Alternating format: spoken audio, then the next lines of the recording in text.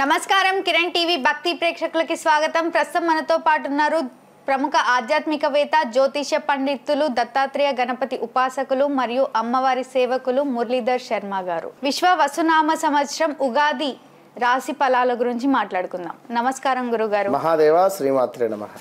2025 ఈ యొక్క మార్చ్ అమావాస్యతో పాల్గొన మాసం కంప్లీట్ అయి చైత్ర మాసంలోకి అడుగు పెడుతున్నటువంటి శుభ సందర్భంలో కిరణ్ టీవీ ప్రేక్షకులందరికీ కూడా విశ్వావసునామ సంవత్సర శుభ ఆశీస్సులు, ఉగాది పండగ శుభాకాంక్షలు. చైత్ర మాసంలో చక్కగా కూడా ప్రకృతి ఎంతో అద్భుతంగా కూడా ఒక పచ్చని ధనముతో మనకు ఆంగ్ల సంవత్సరముతో కాకుండా అసలు ఇప్పుడు చక్కగా కూడా ఈ యొక్క ఉగాది టు ఉగాది నూతన సంవత్సరము చక్కగా మనకు రాశులకు సంబంధించి గ్రహాల మార్పులు జరిగేటువంటి సమయము. ఈ సందర్భాలలో దీనిని మనము ఉగాదిగా అదేవిధంగా నూతన సంవత్సరంగా కూడా చెప్పుకోవడం జరుగుతూ ఉంటుంది. కనుక మరి ఈ యొక్క నూతన సంవత్సర ఉగాది విశ్వావసునామ సంవత్సరకి సంబంధించి ఈ ద్వాదశ రాశులలో మేషం నుండి మీనరాశి వారికి ఎవరికి ఏ విధంగా ఉండబోతోంది అనేటువంటి విషయాన్ని క్లుప్తంగా ఇట్టి వీడియోలో తెలుసుకుందాం. ఒక విషయం ప్రేక్షకులు గమనించుకోవాలి. వ్యక్తిగత జాతకం అనేటువంటిది చాలా ఇంపార్టెంట్. ఒక ఉదాహరణ ఏమిటి అంటే, ఒక వ్యక్తిది మేషరాశి. సో అతను ఎంతో భయపడుతూ ఉన్నాడు, నాది మేషరాశి గురువు గారు అని, నాకు ఏలినాడు శని వస్తుంది గురువు గారు అని. సో తన జాతకరీత్యా రాహు మహర్దశ నడుస్తున్నది. తనకు రాహు 9వ భావంలో ఉన్నాడు. అతనిది మిథున లగ్నము. సో శనైశ్వరుడు అతనికి సప్తమాత ఉండడం జరిగింది. రాహువులో గురువు, రాహువులో శనైశ్వరుడు ఎంటర్ అయ్యాడు ఈ 2025 3వ నెల నుండి. సో 2020 జనవరి నుండి రాహు దశ స్టార్ట్ అయింది అతనికి. 2020 నుండి కూడా.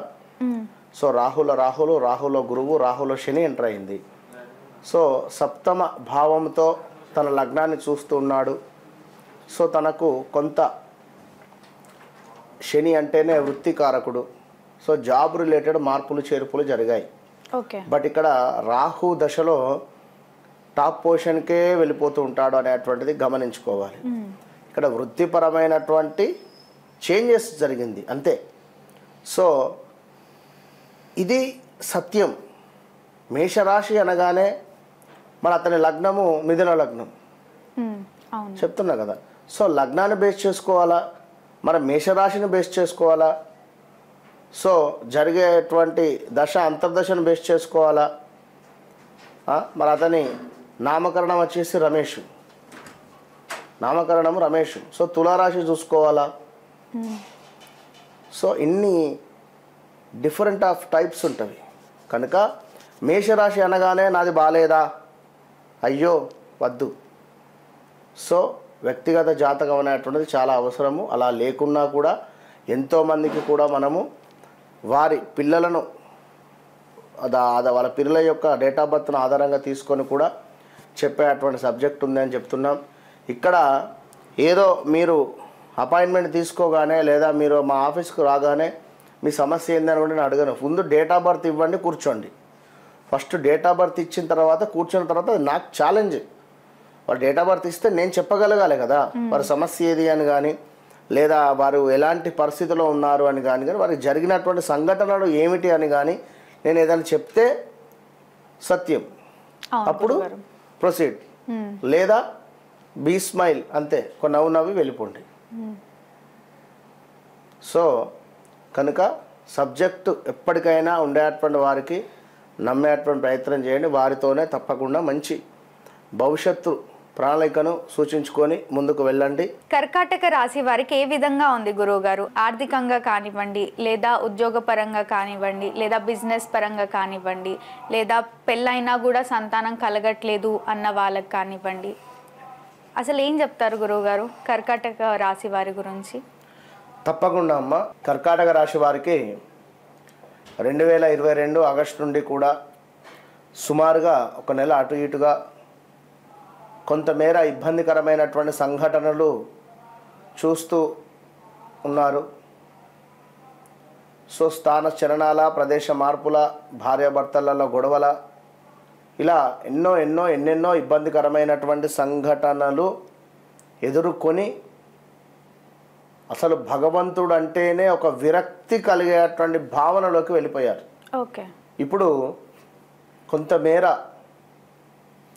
తీర్థయాత్రలకు వెళ్ళడం కానీ ఫస్ట్, లేదా మీ ఇంటికి సంబంధించినటువంటి కులాచారానికి సంబంధించినటువంటి ఏమైనా ఉంటే మొక్కుబడులు తీర్చుకోవడం కావచ్చును, స్థాన చలనాలు, మళ్ళా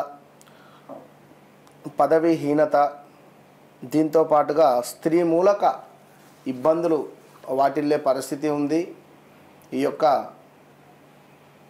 కర్కాటక రాశి వారికి.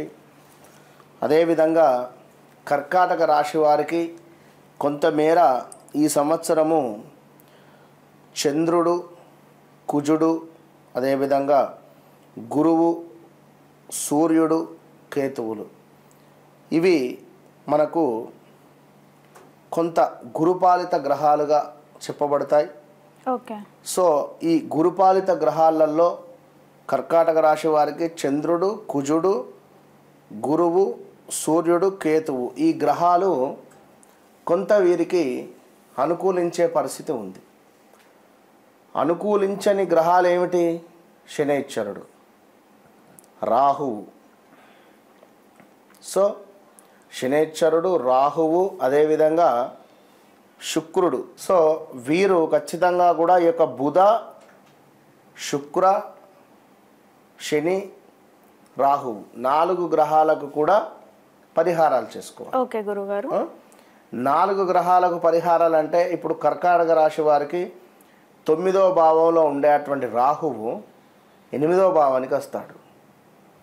సో 8వ భావానికి రాహువు వస్తే వివాహానికి సంబంధించినటువంటి ఇబ్బందులు కానీ, స్టమక్ రిలేటెడ్ ఇష్యూస్ కానీ, ఏదైనా ఉన్నతం వైపు పరిగెత్తేటువంటి సందర్భాలలో మనకు ఒక స్పీడ్ బ్రేకర్ లాగా ఆగడం కానీ, సడన్గా మనకు కార్లో వెళ్తున్నాం, రోడ్డుపై ఒక పెద్ద పాము వస్తే దాన్ని మనం బ్రేక్ కొట్టేసుకుంటాం. అవును గురుగారు. సో అలాంటి సిచ్యువేషన్స్ ఉండేటువంటి పరిస్థితి ఉంది. ఇక శనైశ్వరుడు మీకు కొంతమేర కొన్ని విషయాలలో కొంత దుఃఖము, కొంత ధనాదాయ క్షీణత, తలచిన పనులు కుంటుపడేటువంటి విధంగా ఉండడము, అదేవిధంగా వ్యాపారంలో కొంతమేర మనకు అనుకున్నంత కాకుండా కొంతమేర డౌన్ఫాల్ అయ్యే పరిస్థితి ఉంటుంది. లాభించే చోటనే ఎక్కడైతే లాభం జరుగుతుంది అనుకుంటున్నామో అక్కడే కొంతమేర నష్టం వాటిల్లేటువంటి పరిస్థితి ఉంది.